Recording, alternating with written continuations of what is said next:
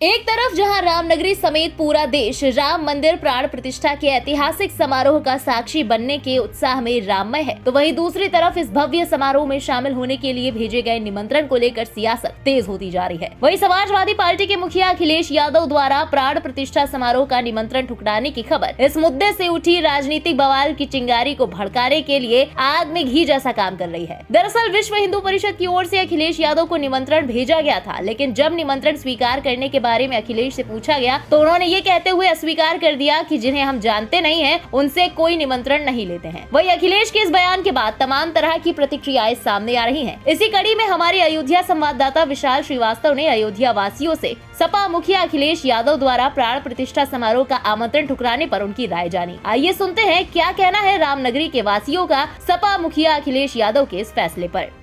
अब आना तो ना आना ये तो उनके ऊपर निर्भर करता। अगर आना होता तो जो है निमंत्रण पर ठुकराते।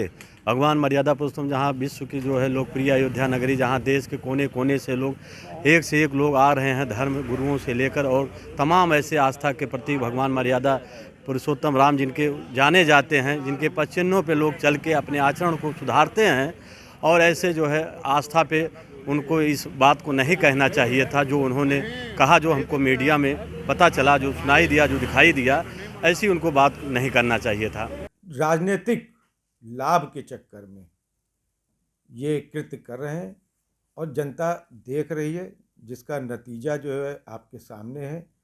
पहले सरकार गई, फिर सरकार जाने के साथ साथ वोट में गिरावट आ गई, जितनी सीटें थी उससे कमतर हो गई। आने वाले समय में मेरे ख्याल से वो केवल स्वयं ही बचे रहे विधायक के रूप में, वही बहुत पर्याप्त होगा।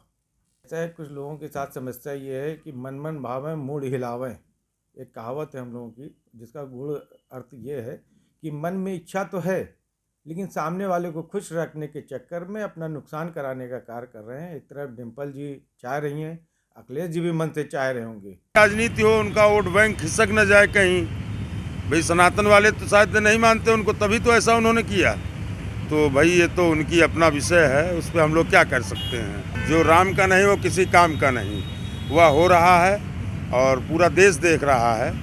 ऐसा है, उनको जो है अब वो आत्मग्लानि में है, क्योंकि उनके पिताजी श्री मुलायम सिंह यादव, स्वर्गीय मुलायम सिंह यादव जी ने हमारे निहत्थे कार सेवकों पर किस तरीके से गोलीबारी करवाई थी, किस तरीके से उनकी हत्या करी थी।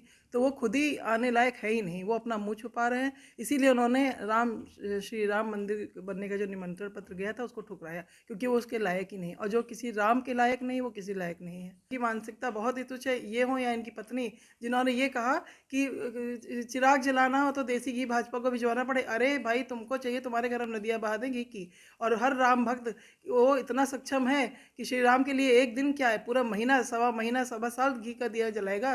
तुम क्या हो, तुम्हारे घर अगर नहीं घी बनता है तो हमसे कहो, हम भिजवाएंगे तुम्हारे घर।